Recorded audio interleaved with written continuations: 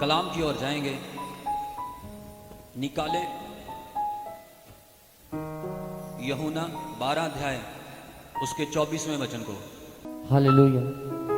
कलाम को सुनेंगे और आज जो कलाम है, जो वचन है परमेश्वर का, आपकी गलत फहमियां, आपकी कंफ्यूजन, आप जो डबल माइंडेड होते हो, आपके दिमाग में जो स्ट्रेस है, बोझ है, उसे खत्म करने जा रहा है। और जब वो खत्म हो जाएगा, आप डायरेक्ट दौड़ोगे, अपनी मंजिल पाओगे in the name of Jesus, और आप जीतोगे। हालेलुया। और आपकी जीत 100% तय है। हालेलुया। क्योंकि आपकी जीत आपके लड़ने से नहीं, उसके लड़ने से है जो आपके अंदर पवित्र आत्मा लड़ता है।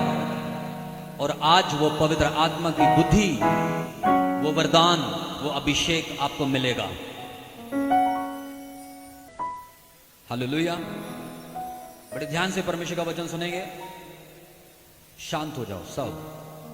मैं ਤੁਹਾਨੂੰ सच-सच आखदा हां, जो कणक दा दाना जे जमीन विच पै के ना मरे तां ਉਹ इकल्ला ही ਰਹਿੰਦਾ है, पर जे मरे तां बहुत सारा फल दिंदा है। हालेलुया।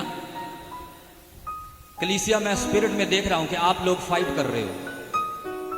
आप अपनी जिंदगी में बहुत सारी लड़ाइयां लड़ रहे हो, बहुत सारे उतार चढ़ाव से गुजर रहे हो, लेकिन आप मसीह में भी हो। खास करके जवान।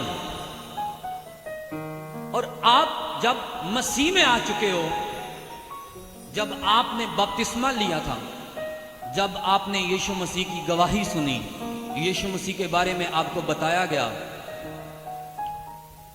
तो उस दिन से आपकी जिंदगी की दौड़ आम लोगों की दौड़ से अलग हो गई थी। उस दिन से आप आम लोगों की तरह नहीं रहे। परमेश्वर का वचन बताता है, प्रभु यीशु मसीह समझा रहे हैं यहां पर अपने शिष्यों को, अपने लोगों को।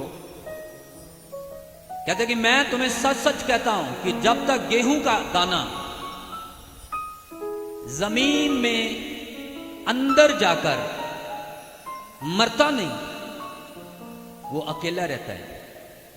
और जब वो मर जाता है तो वो फलवंत होता है, आशीषित होता है।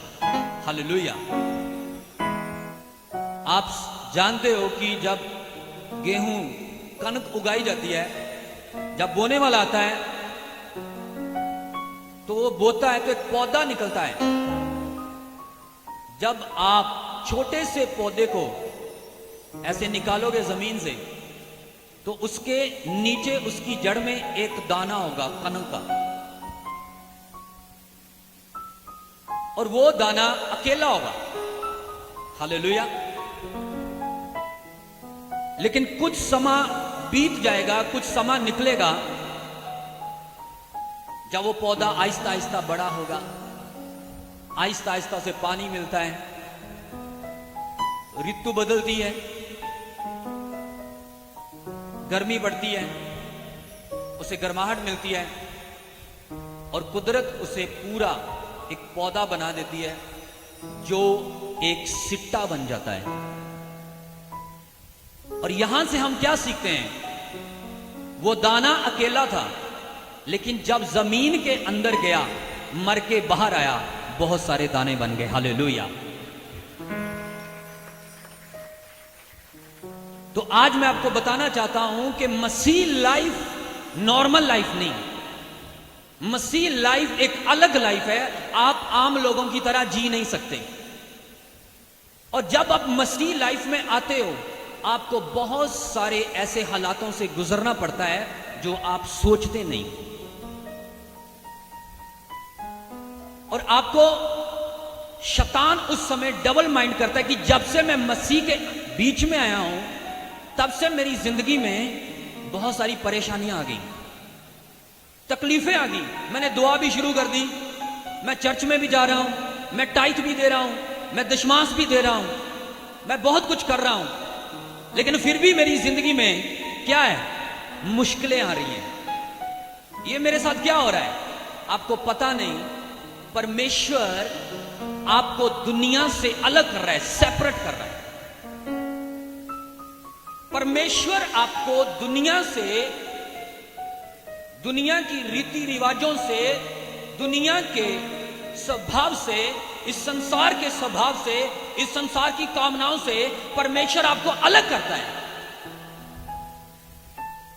और कुछ लोग इन चीजों को देखकर, इस प्रोसेस को देखकर कहते हैं कि मैं मसीह में आया हूं, दुख बढ़ गए हैं, परेशानियां बढ़ गई।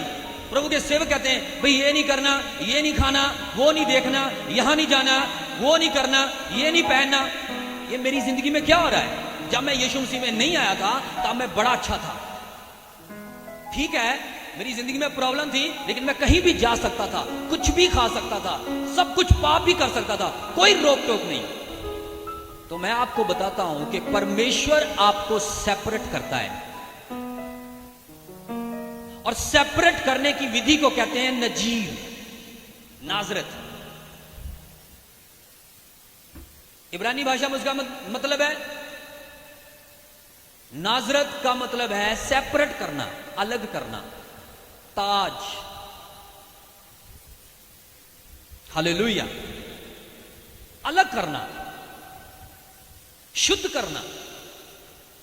तो कलीसिया, आज जब हम दुखों के भंडार से गुजर रहे हैं, आज हमारी जिंदगी में ऐसी परिस्थितियां आ रही हैं, हमें लग रहा है कि बाइबल को मानना कठिन है, बाइबल के वचनों पे चलना कठिन है।